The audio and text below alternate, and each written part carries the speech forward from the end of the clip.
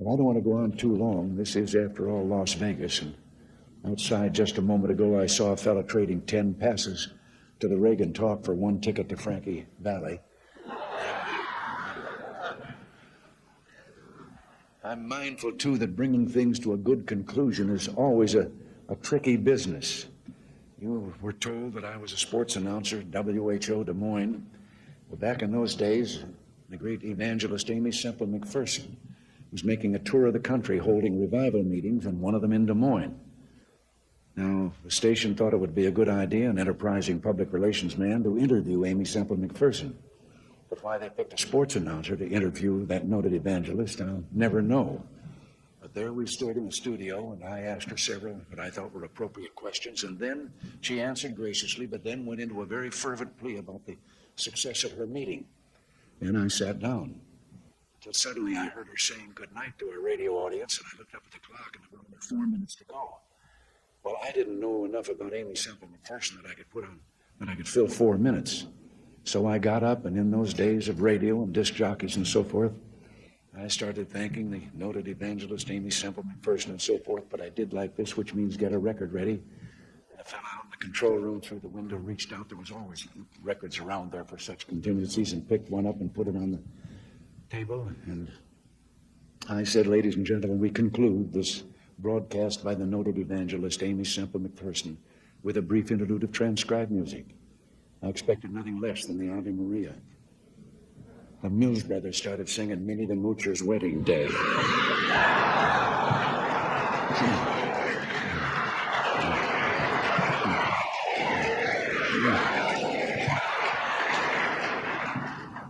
She never did say goodbye. She just slammed the studio door as she went out.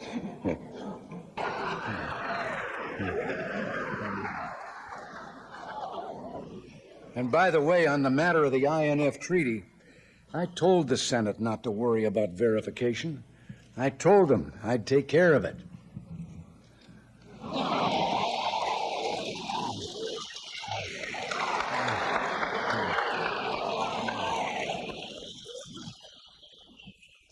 And while Gorbachev was here, I even made him write 100 times, I will not cheat, I will not cheat.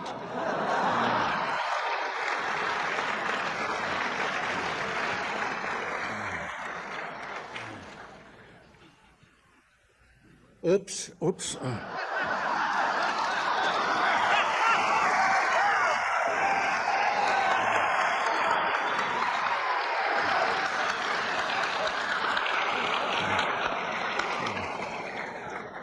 Well, now, during my presidency, I've always emphasized diplomacy.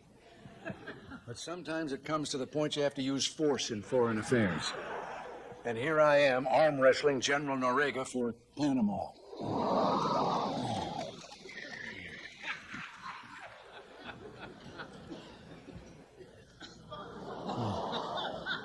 We really enjoyed our trip to China, and were amazed that the population was over 1 billion people. And as you can see here, the lines are terrible.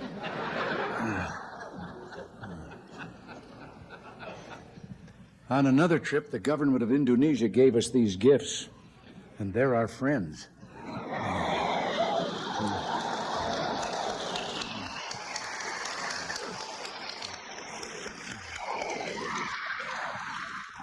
Actually, I love this shirt. I finally found something louder than Sam Donaldson.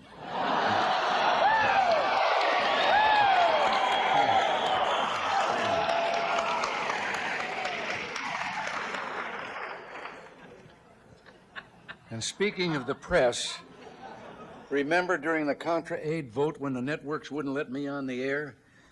I bet you wondered how I finally got my message out.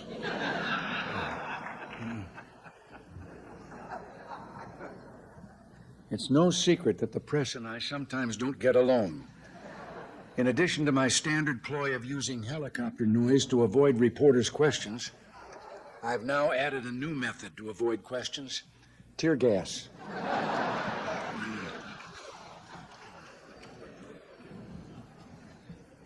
I've loved almost every minute I've been in office, although there were a couple of trips to the hospital.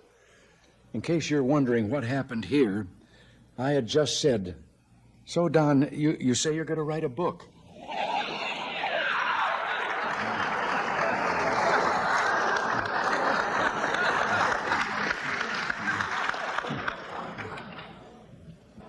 One of my greatest enjoyments is talking to the young men and women who defend us from attack. Here I am on top of the White House. And the soldier's explaining where he thinks the next book will come from.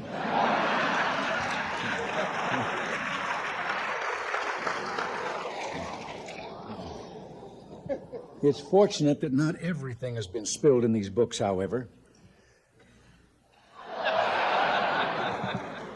I hope the environmentalists never find out about this one.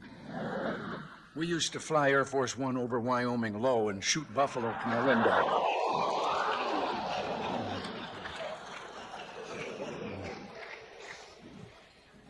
But I'll tell you someone I trust totally, George Bush. He's been a wonderful vice president, and he'll make an excellent president. And that's why I endorsed him and why I'll work hard for him this fall. Here we are listening to one of his speeches.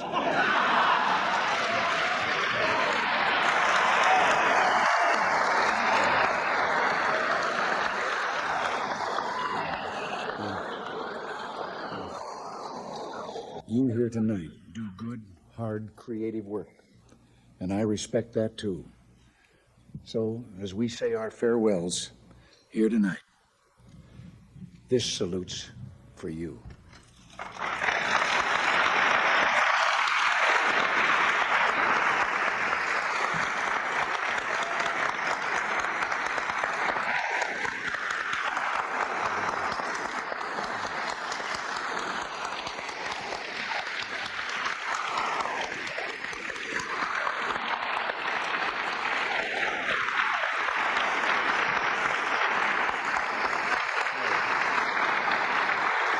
Now,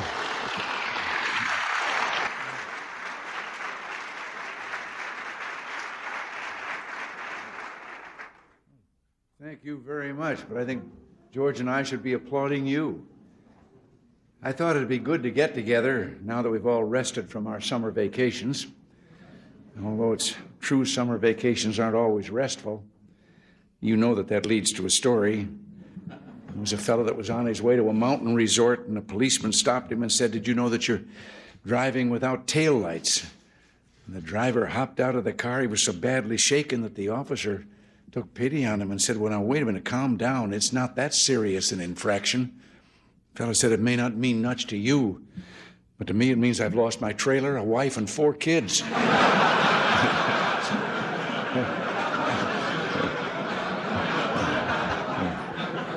I was in Las Vegas some years ago to address the annual Farm Bureau meeting. And on my way to the hall, a fellow recognized me and asked what I was doing in Las Vegas. And I told him I was there, what I was there for.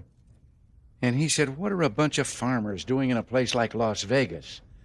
And I couldn't resist. I said, "Buster, they're in a business that makes a Las Vegas crap table look like a guaranteed annual income."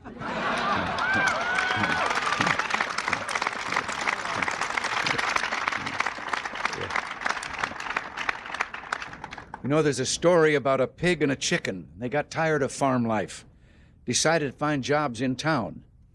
They no sooner arrived in town when the chicken spotted a sign in the window of a restaurant.